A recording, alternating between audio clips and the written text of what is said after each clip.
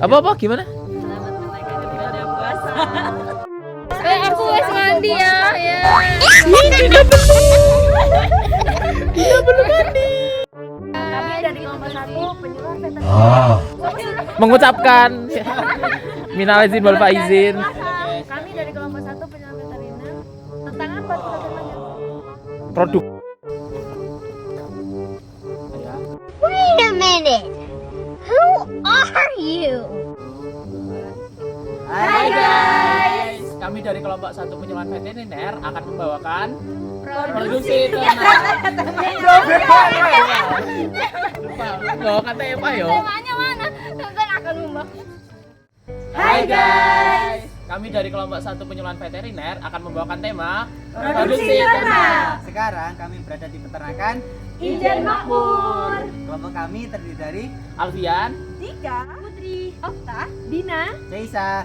selamat menyaksikan.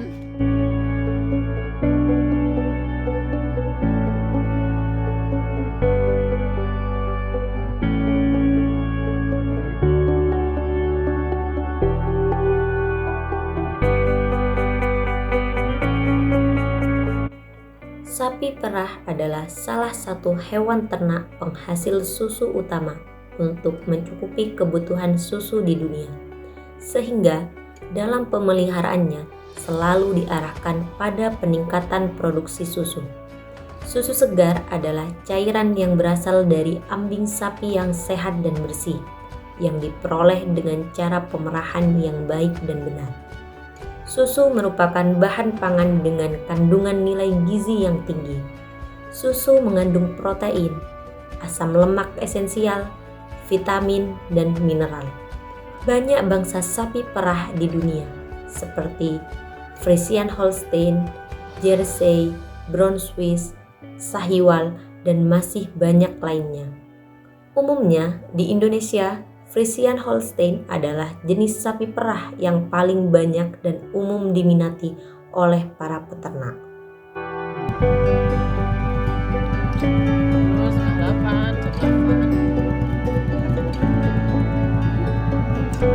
Kak Alfian sih dorong mau ya. Ya, enggak dia udah.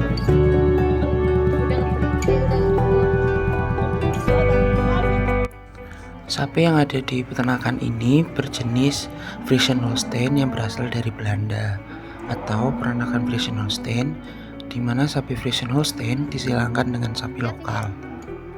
Menghasilkan sebanyak 4.500 hingga 5.500 liter susu per masa laktasi, dengan kadar lemak 3-4% dan kadar protein sebanyak 3,5 hingga 4%. Kedua jenis sapi ini sudah banyak dimanfaatkan di peternakan Indonesia karena menghasilkan jumlah susu lebih banyak dari jenis sapi perah lainnya. Beberapa hal yang perlu disiapkan sebelum memerah, yaitu wadah menampung susu, lap hangat, dan mentega untuk pelaksanaan metode konvensional. Kemudian untuk pelaksanaan metode modern hanya mempersiapkan mesin pemerah. Lap hangat difungsikan untuk membersihkan ambing agar mencegah adanya kontaminasi bakteri penyebab mastitis dan lainnya. Sedangkan mentega digunakan untuk melicinkan tangan saat memerah. Selanjutnya ada metode perah dengan cara modern menggunakan mesin perah. Langkah-langkahnya antara lain bersihkan ambing dengan lap hangat terlebih dahulu. Kemudian perah sedikit sebelum mesin perah digunakan. Tujuannya untuk membuka saluran susu pada puting. Kemudian menyalakan mesin perah. Kemudian ambil milk sucker dan pasangkan pada keempat puting. Tunggu selama 3-5 menit untuk proses pemerahan. Jika sudah dirasa cukup, lepaskan milk sucker dari keempat puting. Penggunaan mesin perah sangat membantu peternak dalam proses pemerahan dan dapat menjaga higienitas susu dan kontaminasi bakteri. Pada umumnya, metode pemerahan sapi terbagi menjadi dua, yaitu metode konvensional dan metode modern. Pada metode konvensional ada beberapa teknik pemerahan, yaitu yang pertama full hand, kedua stripping, dan yang ketiga novellen. Full hand dilakukan pada puting yang agak panjang sehingga dapat dipegang dengan tangan secara penuh. Caranya, tangan memegang puting dengan ibu jari, sedangkan telunjuk menggenggam pangkal. Sedangkan pada metode stripping, ibu jari dan telunjuk mengepit puting, lalu digeser dari pangkal ke bawah sambil memijat puting susu dan ambing. Pada metode novellen, dilakukan hanya kepada sapi yang memiliki puting pendek. Tekniknya kurang lebih sama dengan full hand, namun ibu jari sedikit dibengkokkan.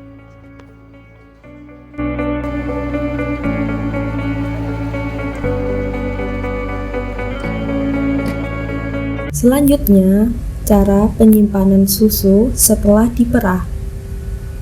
Air susu yang sudah diperah selanjutnya dilakukan penyaringan dengan menggunakan saringan yang terbuat dari kapas atau kain putih yang bersih.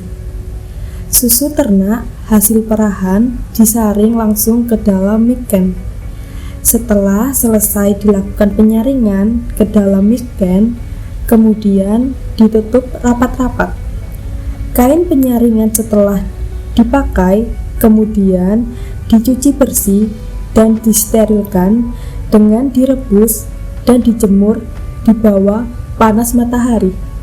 Jika kain penyaringan yang telah disterilkan ingin dipakai kembali, sebaiknya terlebih dahulu disetrika. Dampak apabila pemerahan tidak dilakukan dengan baik pada produksi susu dan kesehatan ternak. Sebaiknya, pada proses pemerahan yang baik idealnya mengikuti prinsip manajemen pemerahan sebagai berikut. Pertama, pemerahan dilakukan dalam interval yang teratur. Pada umumnya, sapi diperah 2 kali sehari saat pagi dan sore hari. Interval dan waktu pemerahan dilakukan secara teratur, karena seekor sapi sangat rentan terhadap perubahan lingkungan, termasuk perubahan perlakuan, waktu, dan tata cara pemerahan. Kedua, melakukan prosedur sanitasi yang baik. Apabila seekor sapi mengalami ketakutan, tersakiti, atau terkejut, maka akan berpotensi proses pelepasan susu tidak terjadi. Hambatan ini disebabkan oleh adanya pelepasan hormon epinefrin dari kelenjar adrenal. Ketiga, pemerahan dilakukan sampai tuntas. Pada setiap kali proses pemerahan hendaknya dilakukan dalam waktu yang cepat dan tuntas untuk memperoleh hasil produksi yang maksimal dan mencegah masitis pada sapi. Baik, kita lanjut pada topik inovasi dan keunggulan tahu susu. Sebagai dokter hewan, tentu kita tidak hanya bergerak sebagai pemberi layanan kesehatan kepada hewan ternak, namun juga sebagai pemberi edukasi kepada peternak tentang jual beli hewan ternak. Hubungan jual beli dalam ekonomi biasanya disebut sebagai transaksi. Transaksi adalah pertukaran barang atau jasa dengan uang atau bentuk pembayaran lainnya. Transaksi merupakan kegiatan ekonomi yang penting dan menjadi dasar dari sistem ekonomi pasar, di mana harga dan produksi barang dan jasa ditentukan oleh permintaan dan penawaran di pasar. Dalam transaksi, penjual akan menawarkan barang atau jasa kepada pembeli dengan harga tertentu, dan pembeli akan membayar harga tersebut untuk memperoleh barang atau jasa yang ditawarkan. Transaksi dapat dilakukan secara langsung antara produsen dan konsumen, atau melalui perantara seperti pedagang, pengecer, dan distributor.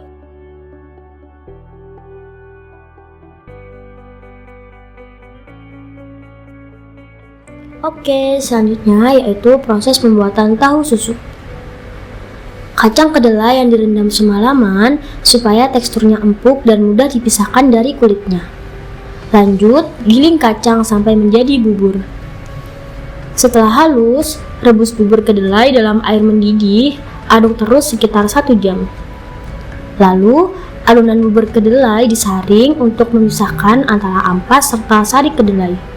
Nah, untuk proses pembuatan tahu, jelas sari kedelai yang dipakai.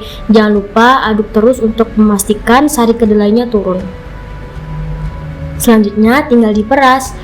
Tenang aja, untuk sisa ampas tahu nggak dibuang kok, bisa dipakai untuk pakan ternak, bahkan ada yang dipakai dan diolah kembali menjadi campuran makanan. Supaya gurih, bumbui sari kedelai dengan margarin. Selain itu, margarin juga dapat membuat tekstur tahu garing di luar saat digoreng, tapi tetap lembut di bagian dalamnya. Lalu ditambahkan susu murni. Susu digunakan untuk memperkaya rasa tahu dan menjadikan isian tahu lebih lembut. Jangan lupa ditambahkan garam. Untuk menghasilkan endapan tahu, sari kedelai diberi air biang. Nah, air biang ini terbuat dari air sisa pembuatan tahu 1 atau 2 pada hari sebelumnya. Kalau yang pertama, air biang digunakan untuk menggumpalkan sari kedelai menggunakan asam cuka atau asam asetat. Oh iya, cara mengaduk sari kedelai yang dicampur air biang ini harus hati-hati ya, agar proses penggumpalan terbentuk sempurna. Nah, ini dia hasil penggumpalan sari kedelai. Gumpalan ini yang dijadikan bakal calon tahu. Kalau air ini disebut dengan air biang. Buang air biang, untuk sebagian sisanya disisihkan untuk membuat tahu berikutnya. Hasil endapan sari kedelai kemudian dituang ke dalam wadah cetakan. Isi sampai penuh dan tumpuk supaya endapan semakin padat. Setelah 1 jam jadi padat sempurna. Angkat tahu dari papan cetakan ya, kemudian potong-potong. Belum selesai nih prosesnya. Tahu harus kembali direbus dengan bumbu yang dibuat dari bawang putih, kunyit, dan garam selama 15 menit. Bumbu ini dijamin bisa membuat rasanya makin enak dan gurih. Angkat dan dinginkan. Terima kasih.